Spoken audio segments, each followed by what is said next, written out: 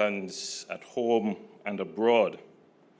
The zones of special operations is a legislative tool designed to intervene in circumstances where geographically defined, usually in a limited way, less than a parish, communities have been captured by criminal elements. The communities that we have targeted so far for this kind of intervention are communities with clearly defined infrastructure that allows the police force to put in place certain static and dynamic strategies, such as to set up controls of ingress and egress, conduct searches, and do public order policing. So far, I think we can all agree that the zones of special operations, where they have been implemented, have worked. We initially designed the plan to target the top 20 communities that were plagued with crime and violence in an increasing way, particularly murders, shootings, and gang-related activities. These communities, we now have 5 zones of special operations that have been so far implemented. And as I said, generally, they have been successful. Nothing is perfect, we will admit, and we do have concerns regarding the operation of one particular zone of special operations, which we intend to review in the near future. So the zones of special operations, therefore, are designed as a community building tool. They have working in parallel with them a special social intervention committee, which brings together all the agencies of government that have anything to do with social intervention, from infrastructure to education, employment generation, for proper documentation of citizens, all agencies that have anything to do with community development work alongside the security initiative. I want the country to bear in mind that this is a long-term strategy. Yes, when we do intervene in the communities, you see an immediate reduction in violence. The gangs disperse, the criminals leave the area, they cannot return to conduct their criminal activities.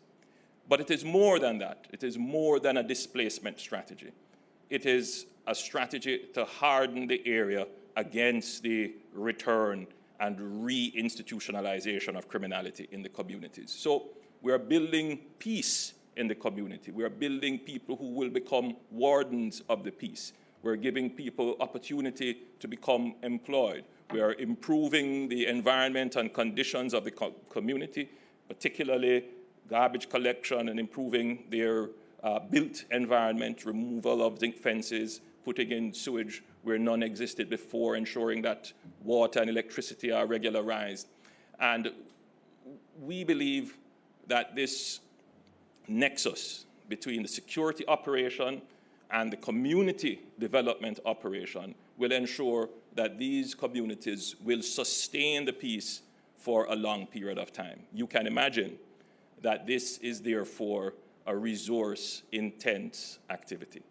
And it is a long-term commitment from the JCF and the JDF in men and material. And I should say men, women, and material. It has worked, without question. In the initial stages, persons were skeptical. But we are now here today seeing everyone calling for the implementation of a zone of special operation in their communities. So today, therefore, whereas Section 4.6 of the Act, that is the Zone of Special Operations, Special Security and Community Development Measures, the Parade Garden Zone, Order 2022, provides that the Prime Minister and Council may declare an area as a zone if the Commissioner of Police and the Chief of Defence Staff have agreed in writing that the area should be so declared. And whereas the Commissioner of Police and the Chief of Defense Staff have agreed in writing that the area geographically defined in the schedule, which will be detailed by the Chief of Defense Staff, should be declared as a zone of special operations.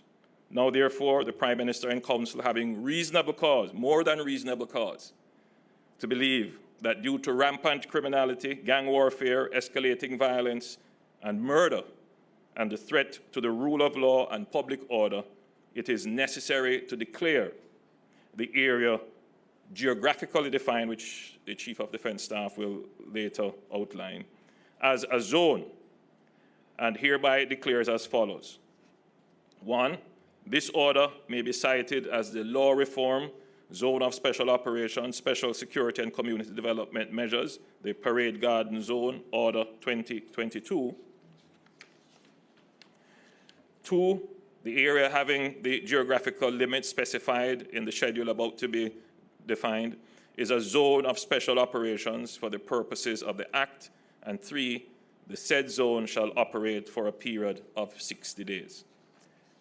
This is, of course, an important formality to publicly declare the zone so that everyone in the area knows that Parade Gardens, which is an area within the Kingston Central Police Division, has now been declared a zone of special operations. I'm now going to turn to the Commissioner of Police to give his statement. CP.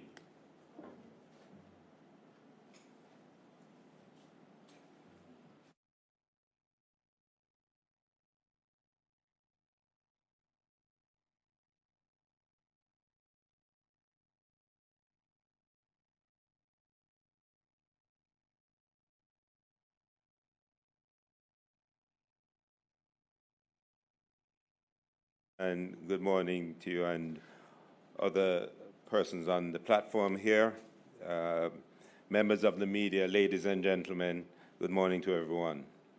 So the ongoing violence in the Kingston Central Police Division has raised significant concerns. The level of gun violence has contributed to fear in the community and the deaths of a number of members, relatives, and affiliates of the two gangs that have been feuding in that space since last year. There are two main criminal gangs there, and these are supported by affiliate gangs from the surrounding communities.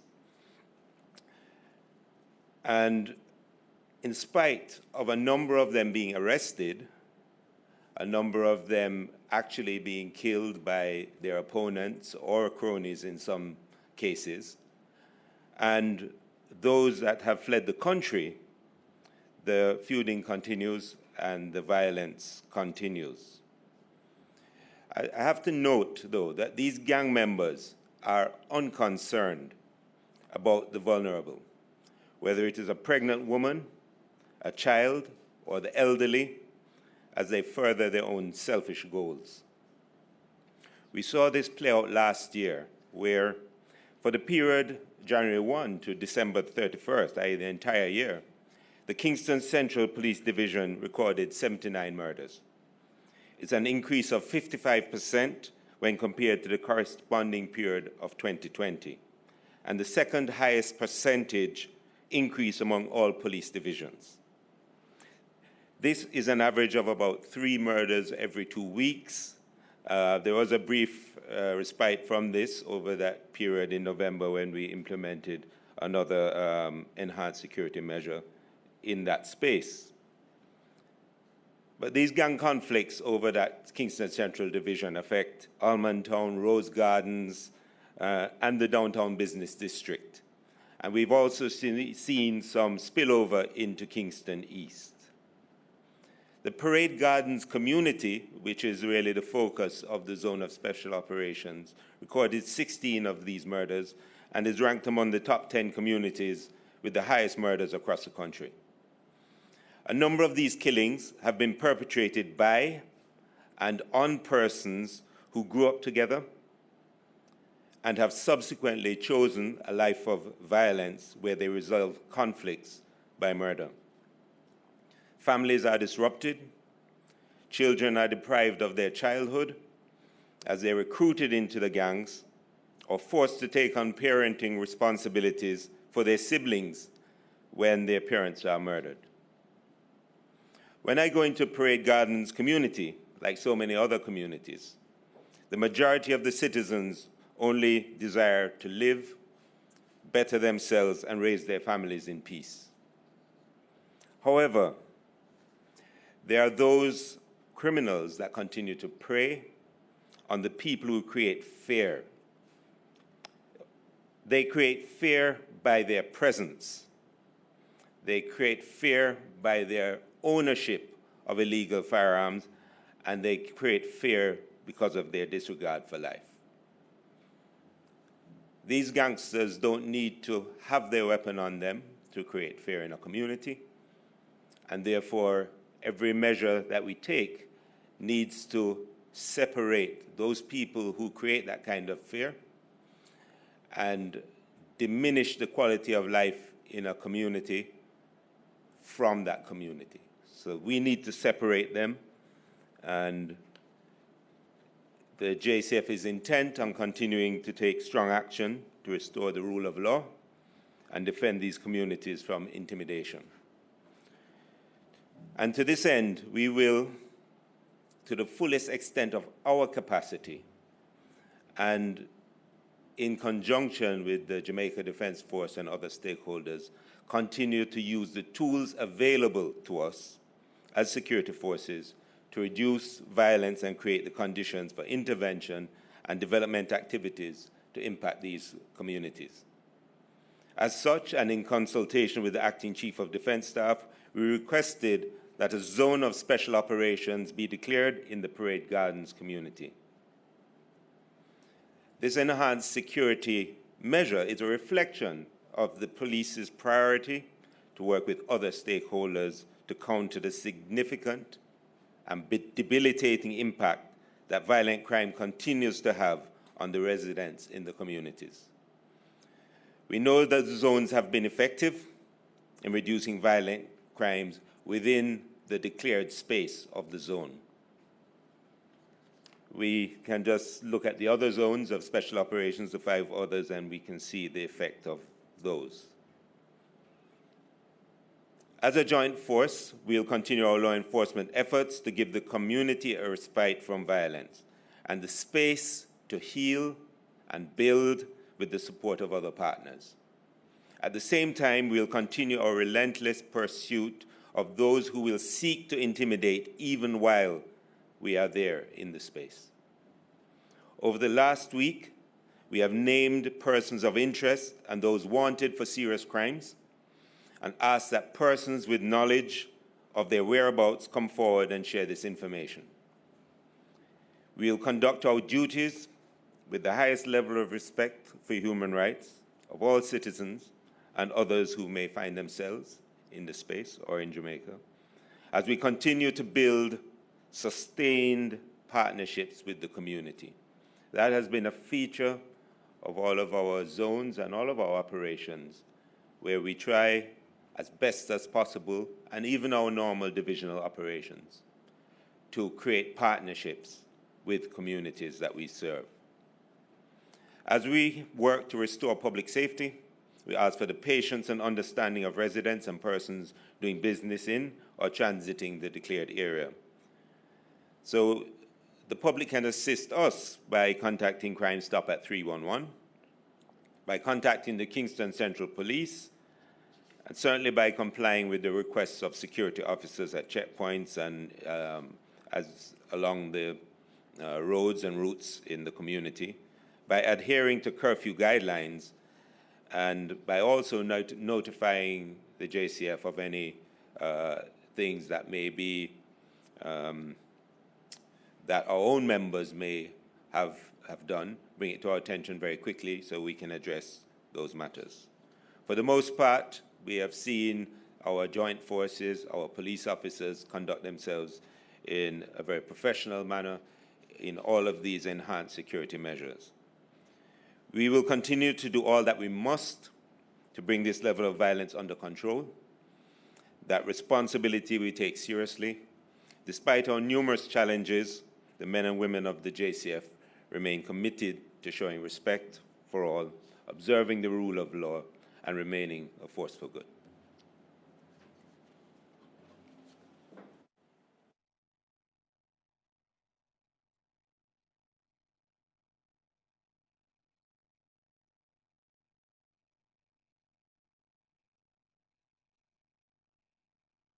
Thank you, CP. I'll now invite the Chief of Defense Staff.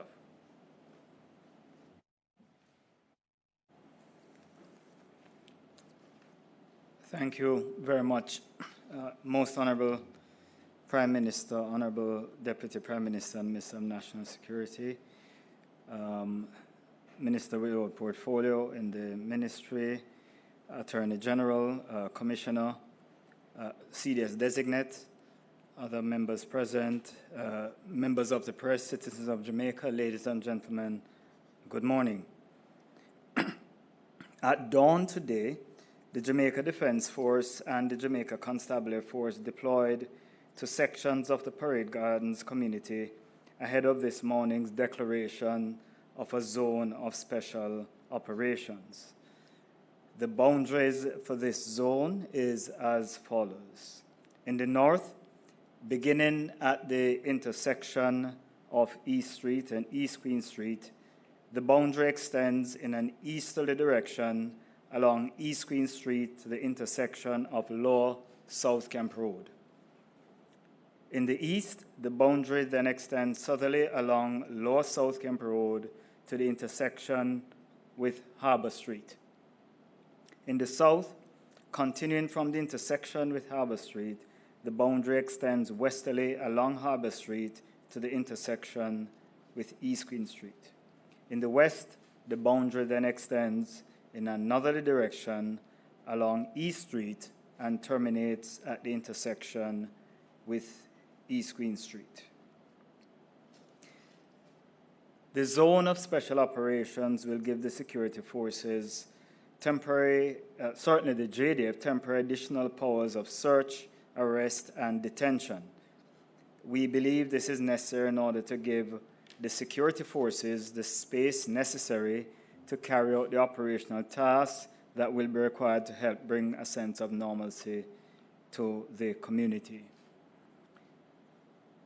While we acknowledge that persons may be concerned about the implications of the internal security operations as they go about their day-to-day business, we want to assure citizens that both the JDF and JCF troops have been adequately trained and oriented to ensure the protection of the human rights of all Jamaicans.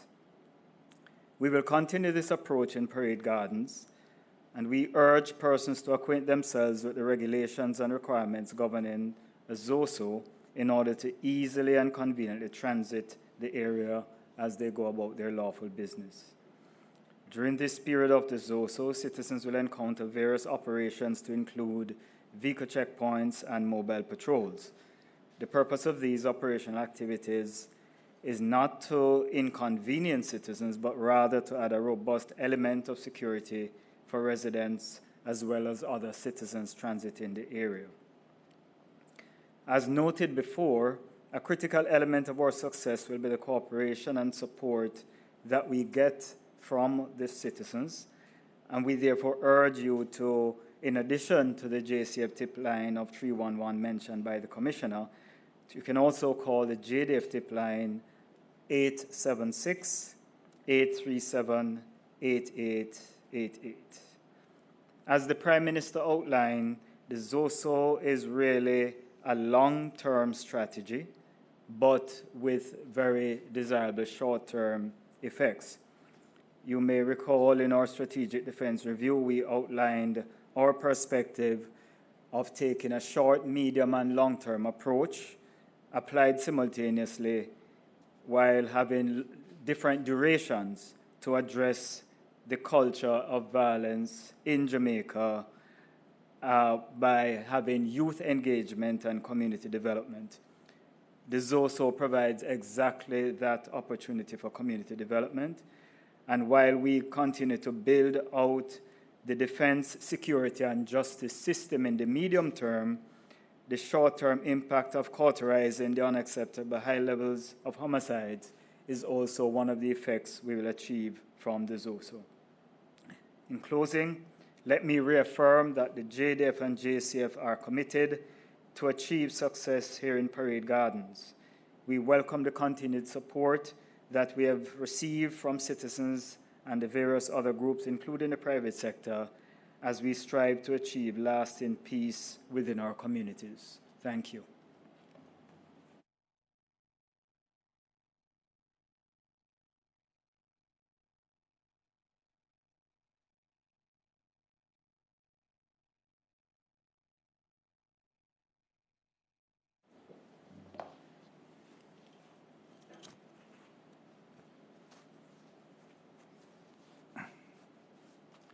Prime Minister, Minister of within the Ministry, Minister Samuda, Commissioner of Police, our Chief of Staff and CS Designate, and those listening in the audience here and abroad, and our journalists. The level of criminal violence in Central Kingston has been a major concern. This area is home to hundreds of hardworking, law-abiding Jamaicans. It is a location of critical government institutions such as the court district and the very seat of government. Central Kingston, however, is a part of the southern crescent of the corporate area that comprises of 4 police divisions and provides some result in some 40% of the homicides across Jamaica. In response to gang-related violence within Central Kingston, specifically over the last 12 months in particular, the police intensified and expanded their operations. Search, curfew and searches, intelligence-driven activities, operations, and assignment of additional special operation teams within the area, taking place on a most intensive basis in Central Kingston. As a result of the intensive activity, several gang leaders have been apprehended or in custody, several migrated, and even in their new jurisdiction, they have been killing their fellow gang members. The hostility is intense and persistent.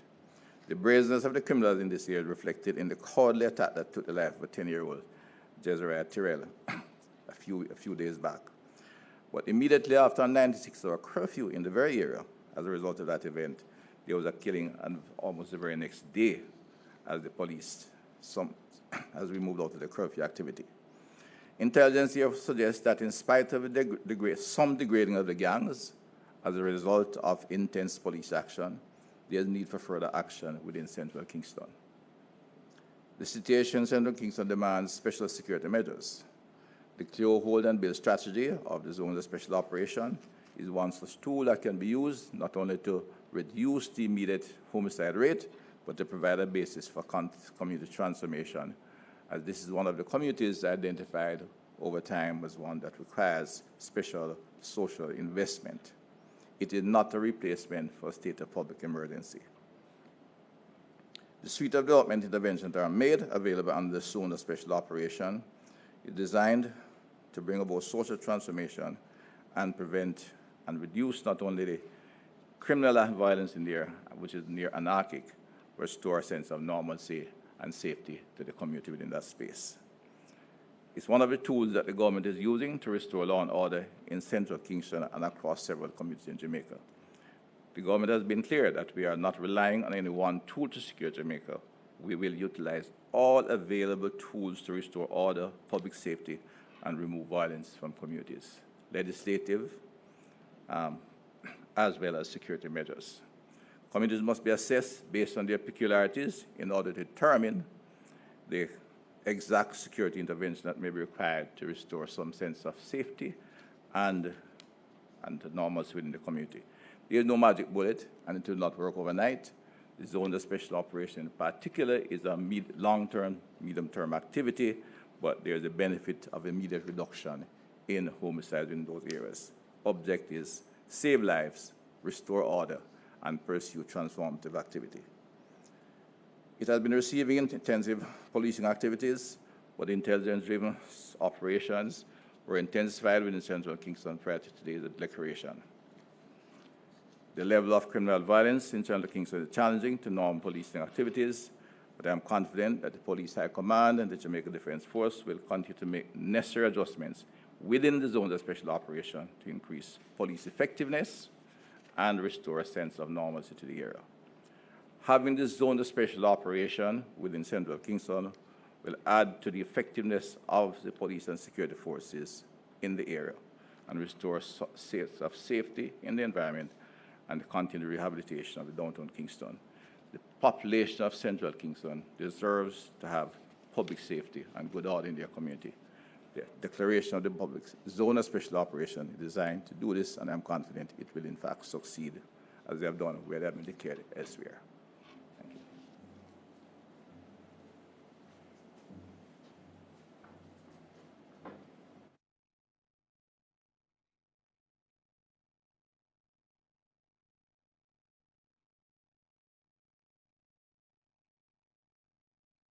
Minister Chang, we're keeping to our time specified. We now turn to the question and answer segment. Just to inform you that we have our Attorney General here, we have the Minister without portfolio in the Ministry of National Security, and we have the CDS designate who are also here with us. Questions?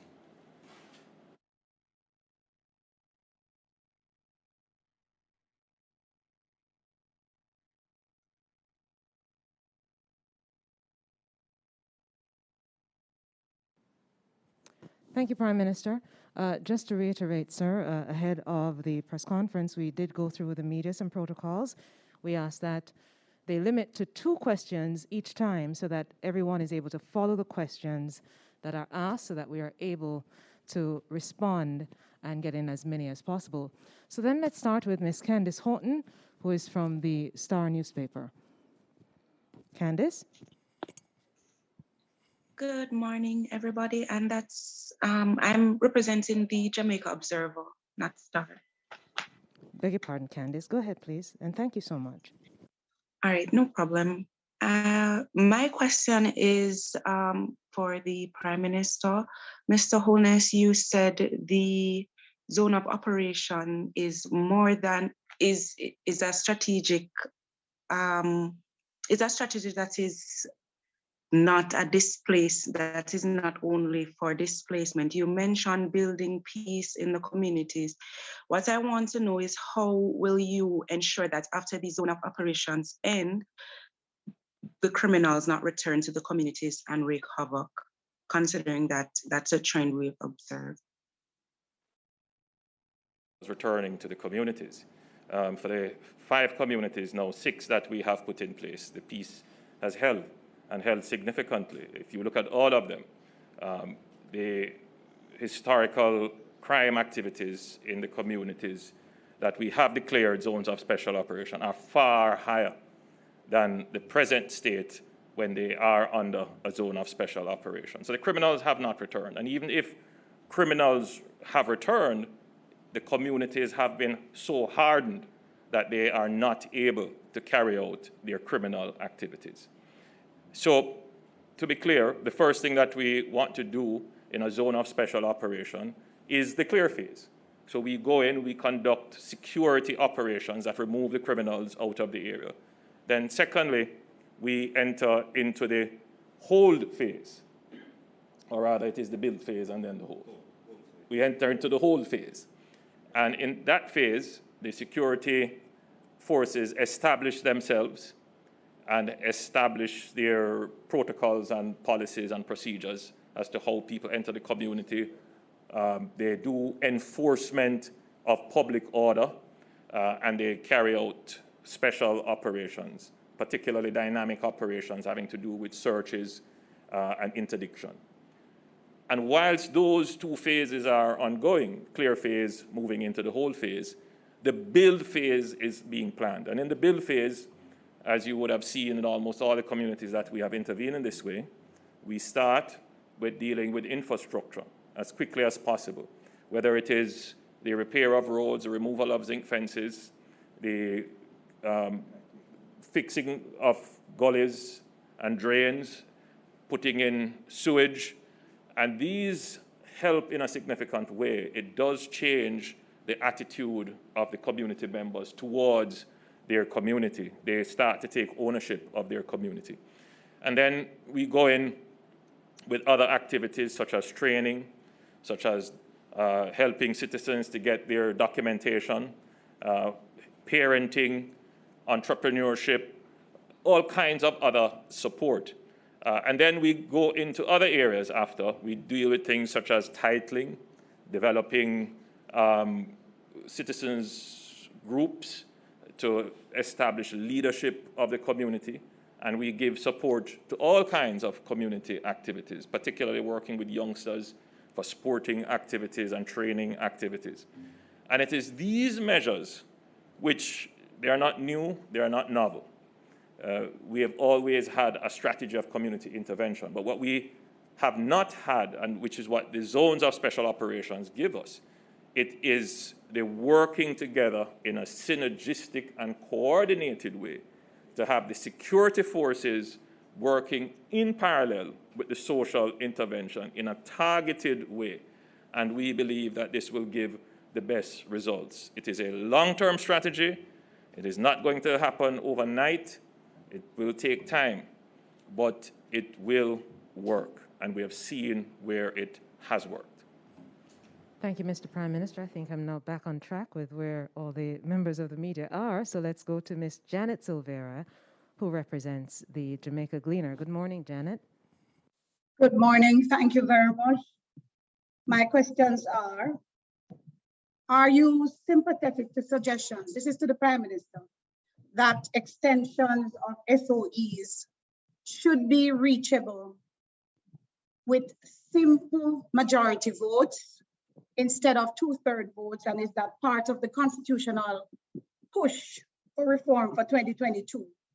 Next question, will government lawmakers seek to have consultation outside of Parliament?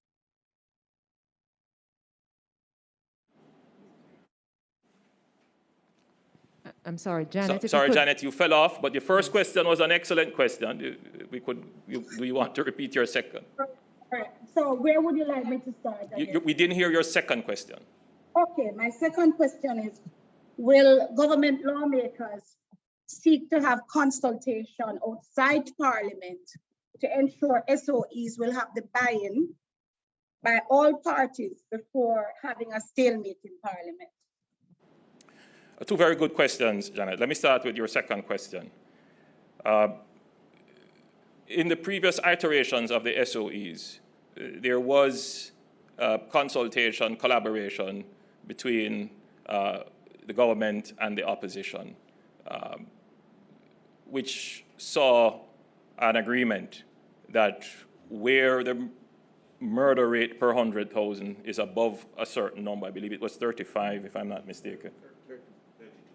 32 per 100,000, then the use of the SOEs would be considered reasonable and justified. This is now not from a constitutional perspective, just merely from a public policy standpoint and in terms of building public support. You are right. There probably now needs to be a renewed effort at a wider cross-section of social engagement, including the opposition, including other stakeholders, particularly citizens and commercial interests, as to how the government can use this very effective tool to help to curb the murder rate that is affecting everyone. So, short answer to your second question is yes, and that process I intend to engage. Your first question is wrapped up in all kinds of constitutional issues. The AG is here. I'll give her an opportunity to respond to you, but simply to say that we have to take a very sophisticated view of the threats that the nation faces. I've spent a lot of time evaluating the commentary of citizens about our national security. And what is absent from the commentary, from people who should know and people who probably are just ordinary citizens would not know, is that the threats come in all forms. And sometimes the threats come in forms that the public popularly accept. And in that is the danger. The threats are in guns that are widely available, and there is a culture surrounding its use, even its defense. There is a view that it is okay, it is acceptable to have a gun, illegal firearm, to protect yourself.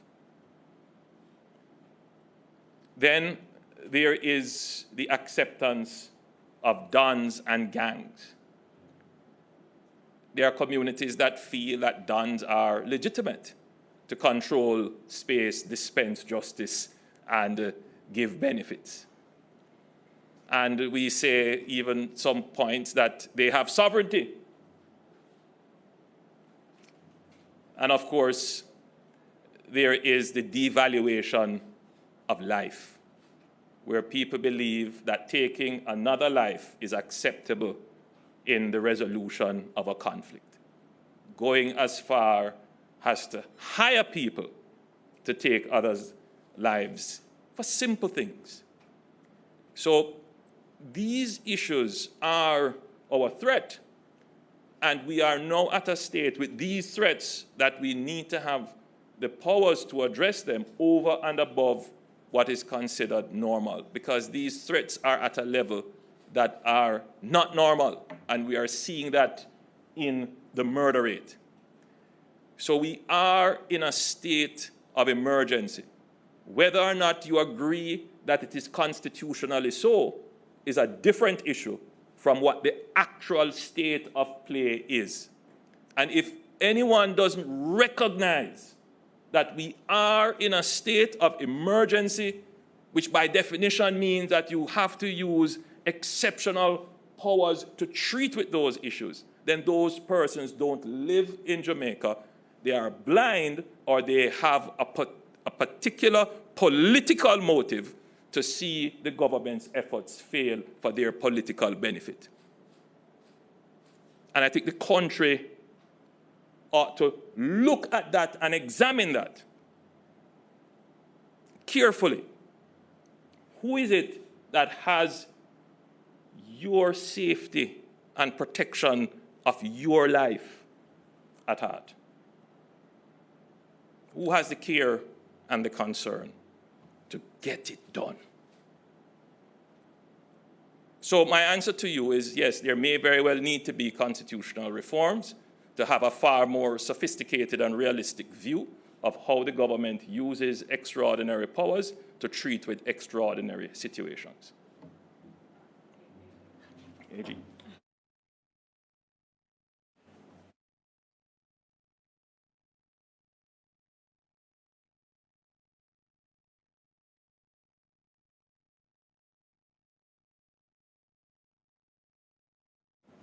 Thank you, Prime Minister. The emergency powers provisions are set out at Section 20 of the Constitution, and also in two ordinary pieces of legislation, the Emergency Powers Act and the Emergency Security Forces Act.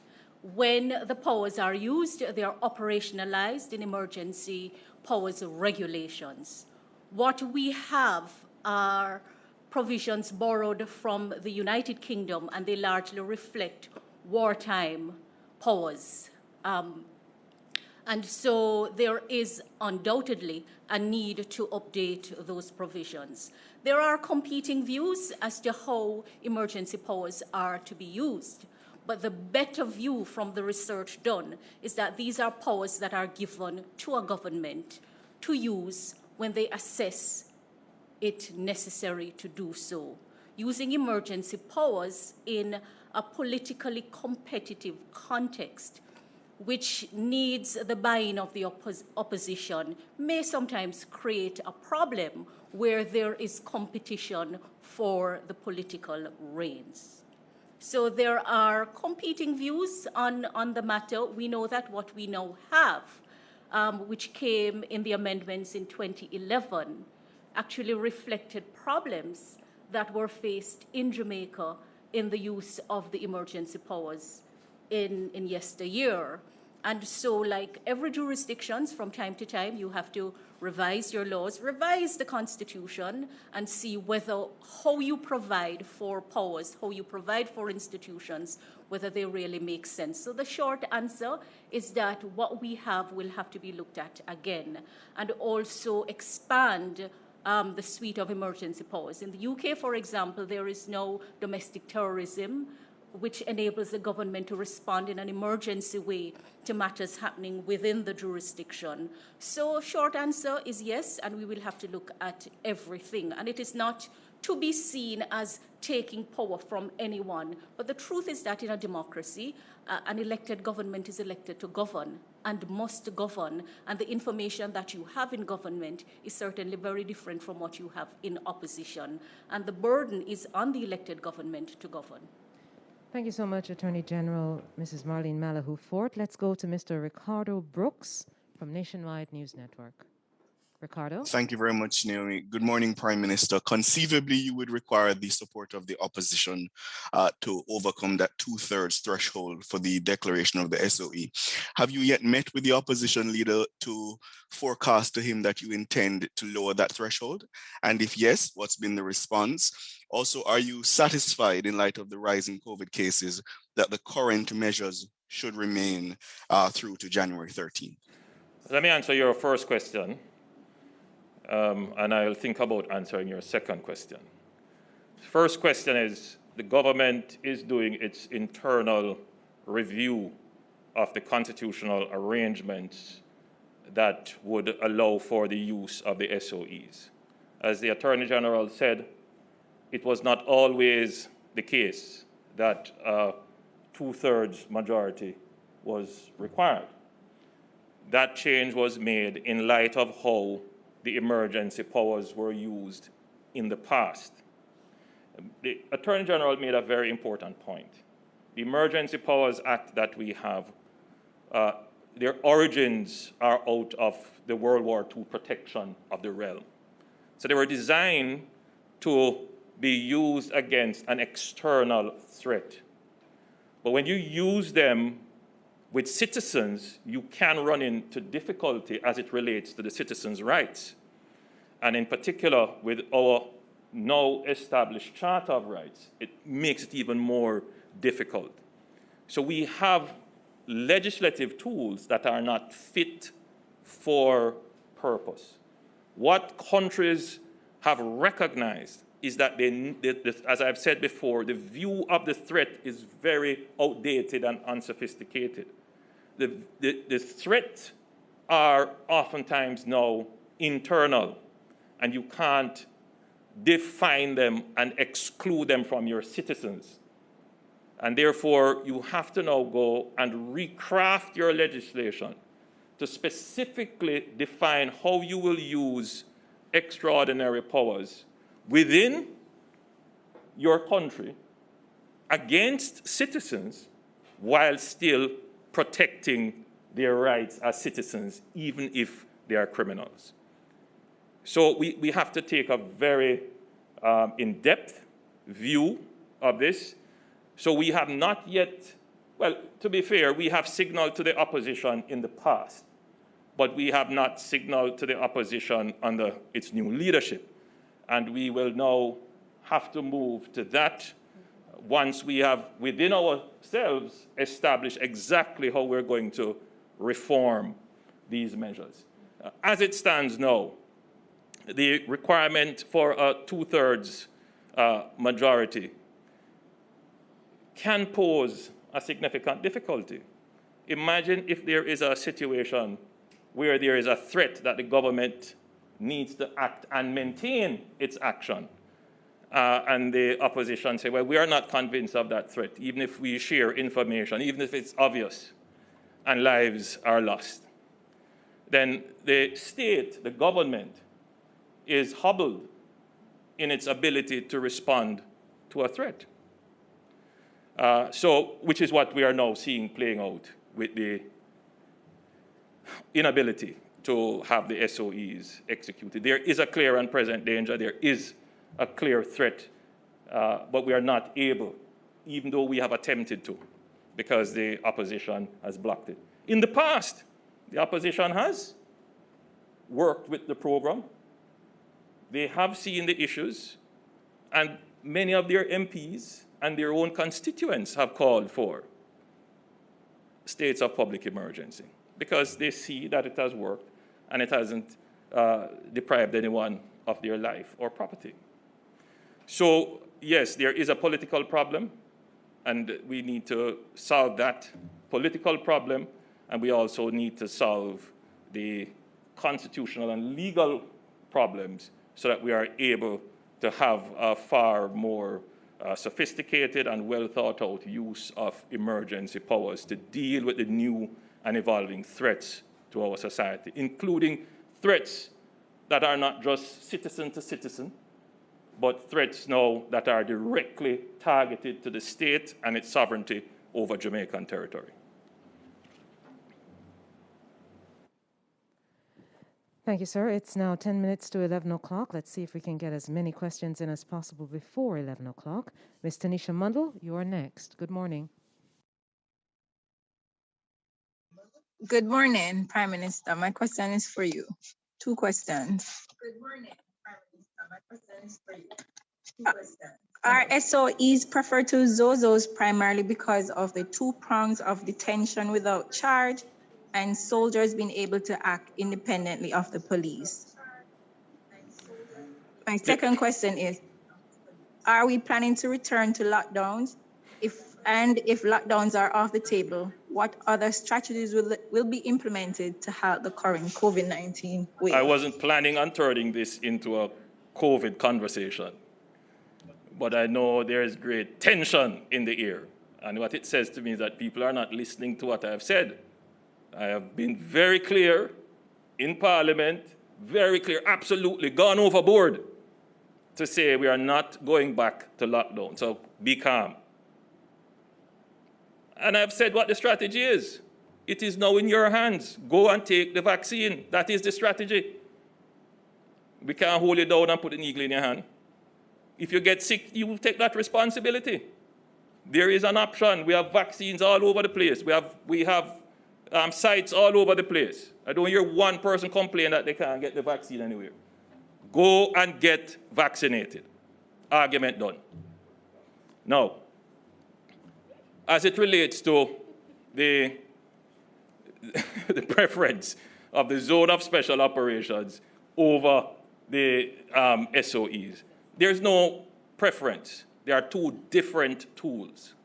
As I said, one tool is meant to intervene for a long-term commitment for peace building and community development. It can only be applied in certain circumstances. Circumstance number one, obviously, you have to have the escalating crime and violence, the community being captured, so that when you enter and you displace, you bring the crime and murder immediately down. But you need to be able to conduct certain types of policing activities, and those activities are usually around infrastructure. So you can do your, what is called your law and order, your public order activities. And then you can intervene in improving infrastructure. So we usually want to target urban communities, communities with established layout of grids, roads, you know, that kind of ingress, egress. It can't be in communities where you have a large swath of land, which there are no points that you can control ingress and egress.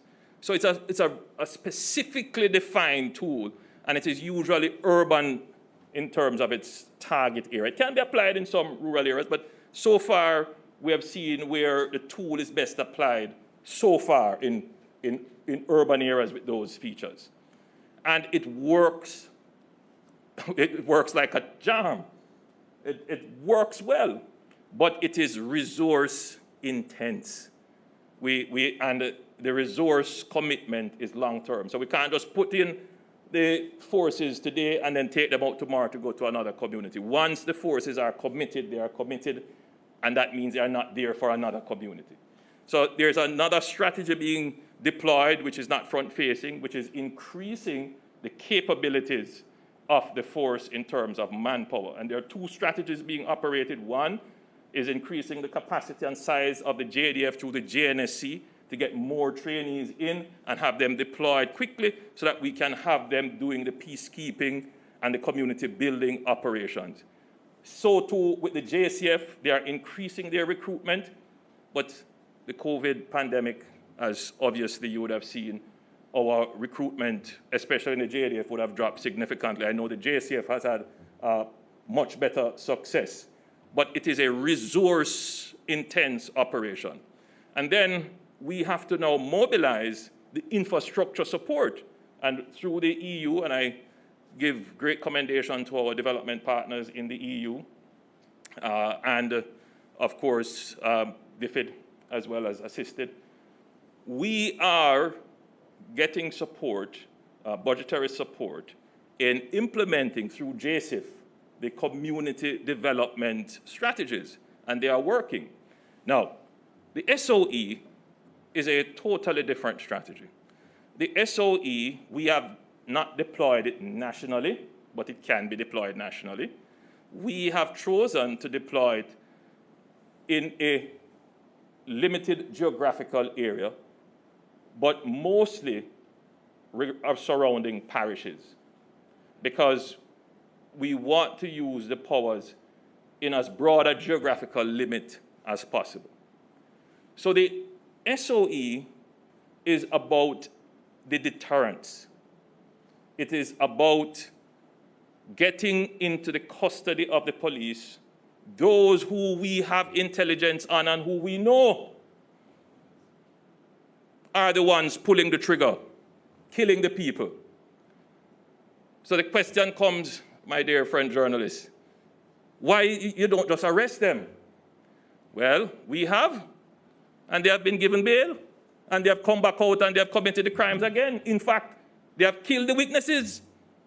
So the question is, so why you don't take them to court? There are no witnesses to take them to court. Nobody's coming to court. These are practical concerns that our security forces have to address. The criminals know this. They know this. And that is how they are operating. If you were to just examine the statistics to see persons who the police would have gone through the normal policing procedure, interdicted them, arrested, put them through the courts, they are out on bail and commit murder again. Now, in a situation where you see this escalating, the government can't just sit back and fold its arms. We must be able to pursue the criminals. And those that we have detained, we have been very scrupulous, very careful about maintaining their human rights. I can't tell you we have been perfect, but any Jamaican comparing how SOEs have been used in the past versus how we have used the SOEs now must admit that the government has made great efforts. And yes, it can be refined, and we have sought to refine it at each iteration to improve. But until we resolve the constitutional issues, then we simply don't have that power. And until we get the support of the opposition, we simply don't have that power. Now, the SOE can immediately bring down murders in a defined geographical area, immediately, and keep it down. Why?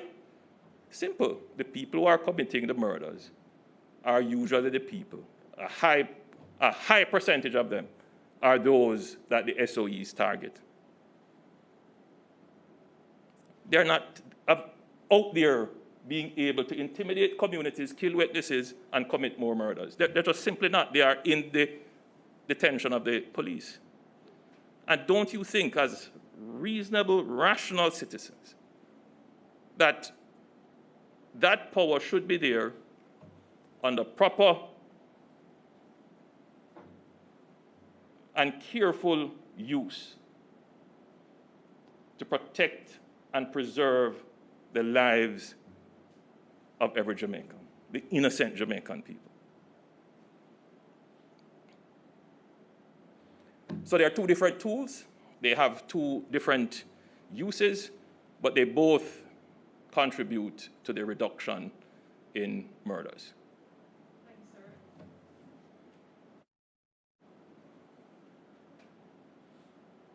Next question. I mean, we're at 11 o'clock, which is our planned time. Thank you, sir.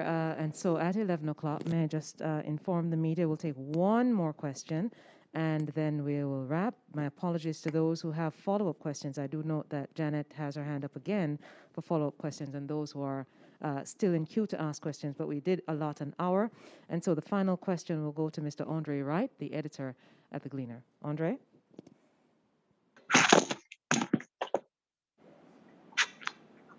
Yes, pleasant good morning, Mr. Holness. Did the government seek legal advice on its decision to disengage with so-called sovereign maroons? And would the government not be derelict in refusing to finance projects in any such territories?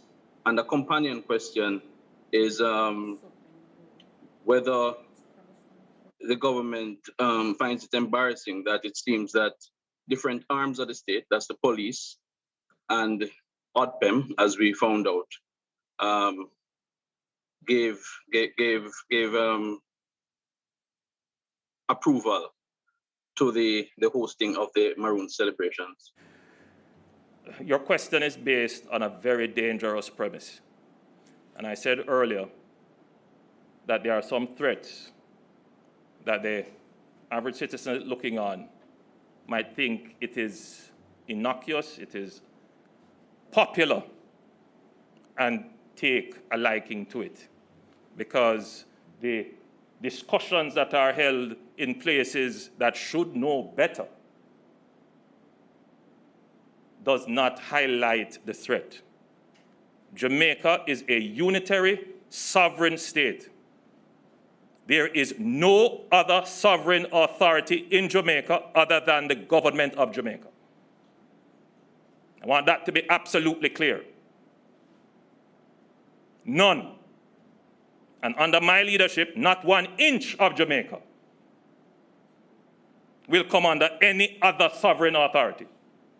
What you are asking would be another for the government of Jamaica to fund, take taxpayers' money and grant funds to fund another government. This is not a government saying they are a local government, a parish council government, which is under our constitution. Are you crazy? Really?